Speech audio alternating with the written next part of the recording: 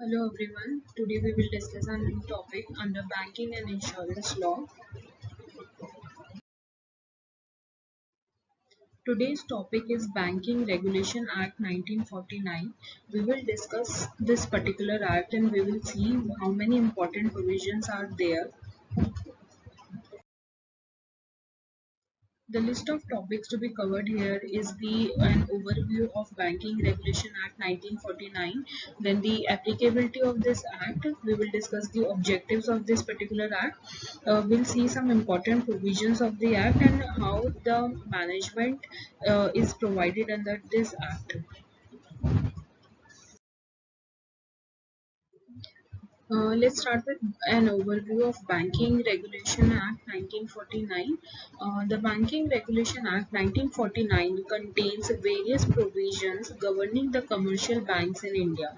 The act was initially known as Banking Companies Act 1949.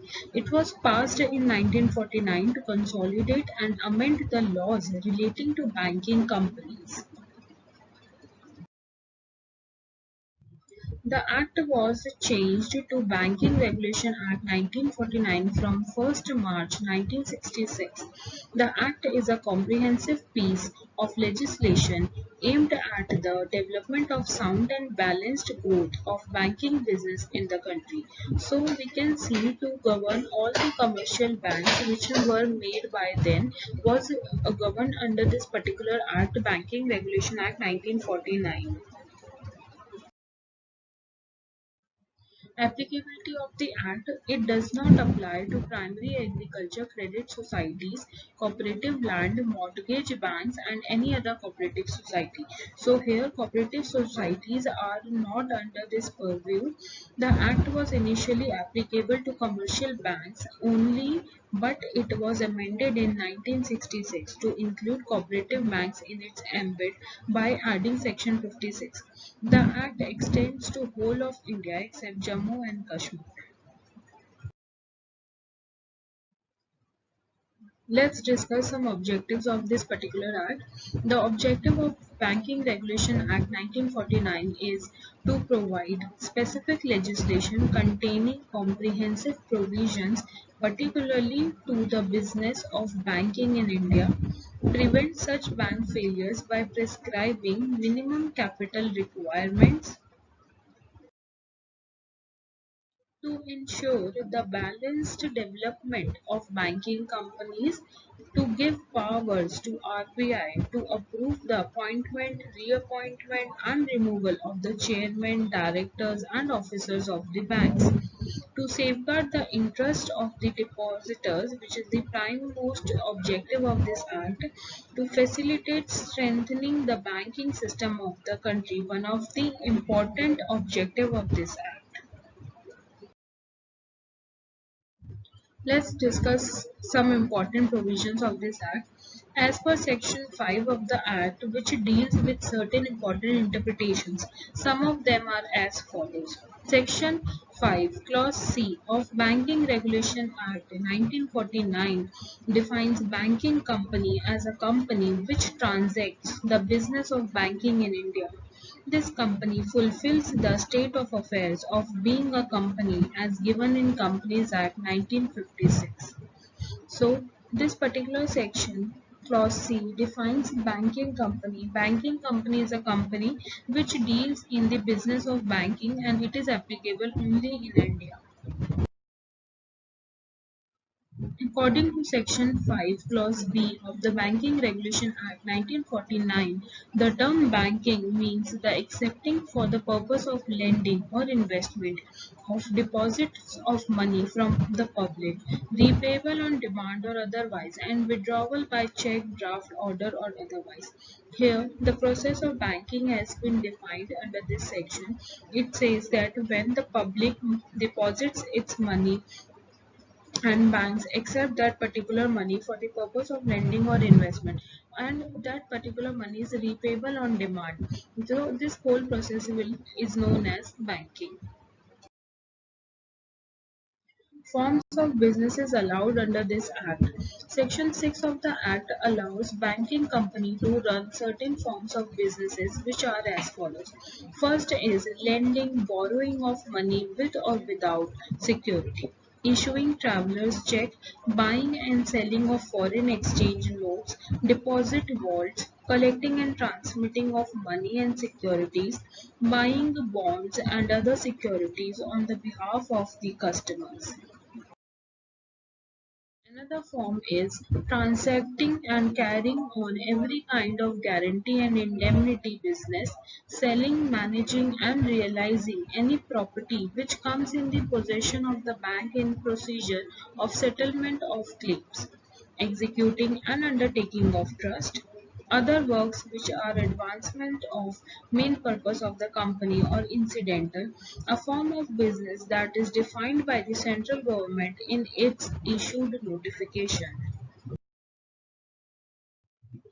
Prohibition on trade. Section 8 of the Act provides for the prohibition on trading by banking companies. Here, a banking company cannot get in directly or directly contracts in buying or selling or exchange of goods. Next section is section 9, which talks about disposal of non-banking assets. Here it says that banks cannot hold any property for more than 7 years for the purpose of settlements of debts and obligations. Such time limit of 7 years can be augmented by the Reserve Bank of India for another 5 years if the RBI thinks it appropriate. Reserve Fund. Section 17 provides for the reserve fund. Every banking company must generate a reserve fund out of its earnings after tax and interest. Such a reserve amount should be at any rate 20% of such profits. Exemption can be provided only if the cumulative amount of reserve funds and securities premium is greater than the paid-up capital of the company. Cash reserves. Now, Section 18 deals with the provisions of cash reserves.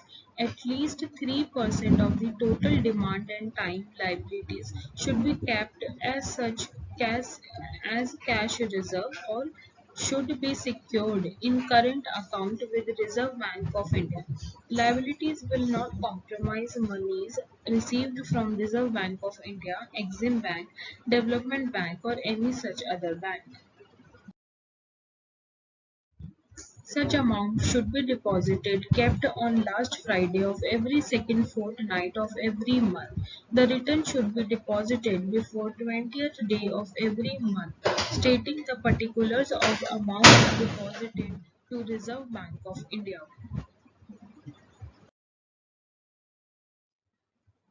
Let's talk about the management under this Act. Section 10 deals with the management.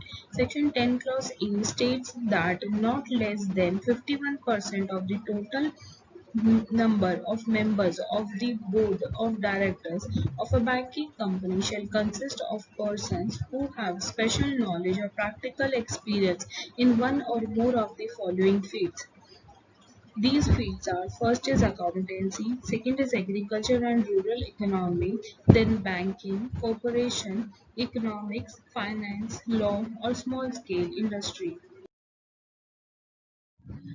The section also states that at least not less than two directors should have special knowledge or practical experience relating to agriculture and rural economy and cooperation. Section 10 Clause B Clause 1 further states that every banking company shall have one of its directors as chairman of its board of directors. Now let's talk about section 12, which deals with capital structure. According to section 12, no banking company can carry on business in India unless it satisfies the following conditions. First condition is its subscribed capital is not less than half of its authorized capital and its paid up capital is not less than half of its subscribed capital. Its capital consists of ordinary shares only or ordinary or equity shares and such preferences shares as may have been issued prior to the 1st April 1944. This restriction does not apply to a banking company incorporated before 15th January 1937. The voting rights of any shareholder shall not exceed 5% of the total voting right of all the shareholders of the company. Let's talk about sufficient liquidity norms. Under Section 24 of the Act, banking companies must maintain sufficient liquid assets in the normal course of business. The section states that every banking company has to maintain in cash, gold, or unencumbered approved securities an amount not less than of 20% of its demand and time liabilities in India. This percentage may be changed by RBI from time to time according to economic circumstances of the country. This is in addition to the average daily balance maintained by a bank.